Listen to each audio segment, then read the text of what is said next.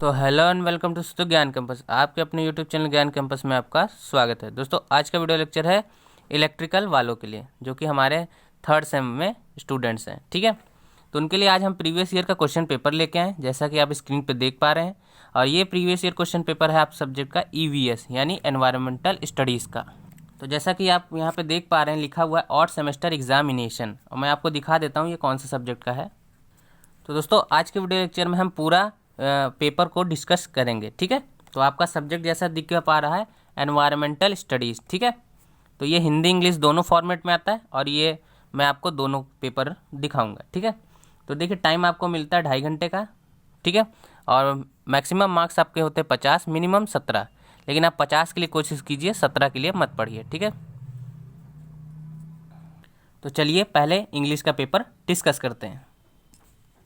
तो दोस्तों देखिए इंग्लिश और हिंदी दोनों में पेपर एक जैसा ही आता है, कोई डिफरेंस नहीं होता। तो आप इंग्लिश वाला देख लीजिए। Attempt any 2 parts of the following, 2 part करने हैं आपको इन तीनों में से। आपके देखिए यहाँ पे 5 मार्क्स का एक क्वेश्चन होगा, 10 नंबर के क्वेश्चन आएंगे। ठीक है, तो पहला क्वेश्चन आपका है what are the main causes of, ठीक है, डिफॉरेस्टेशन। ठीक है, पहला कॉजेज बताना है आपको डिफॉरेस्टेशन का। और सेकंड आपका है what are the specific area of national, ठीक है, action plan of climate change, जिसे शॉर्ट फॉर्म में बोलते हैं NAPCC, launched by government of India. ठीक है, थर्ड क्वेश्चन आपका एनवायरमेंटल पॉल्यूशन इन एन, ठीक है, इनकॉरेबल डिजीजेस, एक्सप्लेन करना है इसको डिटेल में। इसी प्रकार सेकंड क्वेश्चन देख लेते हैं। सेकंड है आपका, इसमें भी 2 पार्ट करने, 3 दिए और सेम मार्क्स का है। ठीक है, 5-5 मार्क्स। तो पहला आपका ए वाला है effect of air pollution on human health. ठीक है, सेकंड है why soiling and corrosion are hidden cost of air pollution, explain, इसके बारे में बताना है। ठीक है, सी वाला आपका है define BOD, how does BOD determine the pollution of water. तो ये आप लोग केमिस्ट्री वगैरह में BOD COD पढ़ा होगा, अगर वहाँ से थोड़ा बहुत पढ़ा है तो आप एग्जाम में अगर भूल भी जाते हैं तो कर लेंगे। थर्ड देख लेते हैं, इसमें भी 2 पार्ट करने हैं आपको, कोई भी सेम मार्क्स का, 5 मार्क्स का एक क्वेश्चन होगा। ठीक है, 2 मार्क्स यानी 2 क्वेश्चन यानी 10 मार्क्स का। पहला आपका हाउ डू इंडिविजुअल, ठीक है, कंटामिनेट्स अफेक्ट ह्यूमन हेल्थ। ठीक है, ये आपको बताने। बी वाला है E waste of pollution, explain करना है। ई वेस्ट यानी इलेक्ट्रॉनिक वेस्ट आपके हो गए जो। ठीक है, सी वाला है what level of noise is called, ठीक है, नॉइज पॉल्यूशन। ये आपको what is acceptable noise pollution level और sound pressure level SPL in India. तो देखिए इसमें आपको पॉल्यूशन, नॉइज़ पॉल्यूशन के बारे में बताना, और क्या लेवल होता है, किस लेवल के बाद से नॉइज़ पॉल्यूशन कहा जाता है उसे, ये सब एक्सप्लेन करना है।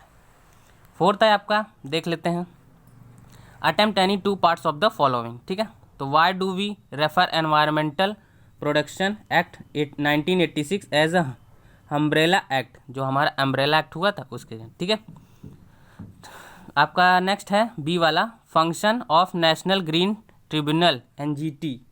ठीक है, सी वाला आपका क्वेश्चन है how do we greenhouse gases causes global warmings. तो ये भी आपको 2 पार्ट करने हैं और सेम मार्क्स का है। और पांचवा और आखिरी, ठीक है, अटेम्प्ट एनी 2 पार्ट, इसमें भी 2 पार्ट करने हैं और सेम मार्क्स का, यानी एक क्वेश्चन 5 मार्क्स का, 2 क्वेश्चन 10 मार्क्स के। तो पहला आपका what are the main causes of the ozone depletion, what are the gases that cause acid rain, why is acid rain is a problem. ठीक है, सी आपका is recycling truly beneficial for the environmental, क्या recycling environmental के लिए beneficial यानी कि लाभदायक है, बताइए, ये बताना है। ठीक है, अब आइए हिंदी वाला पेपर देखते हैं। तो दोस्तों ये हिंदी फॉर्म का पेपर है, सेम वही क्वेश्चन रहेंगे, बस कि लैंग्वेज का अंतर है और सेम मार्क्स के रहेंगे। ठीक है, तो मैं सिर्फ क्वेश्चन दिखा देता हूँ आपको। पहले लिखा है नोट, सभी प्रश्नों के उत्तर दीजिए, सभी प्रश्नों के अंक समान है, यानी हर एक क्वेश्चन 5 नंबर का है। ठीक है, तो पहले में देखिए 3 दिए, 2 करने हैं आपको, हर एक क्वेश्चन 5 नंबर।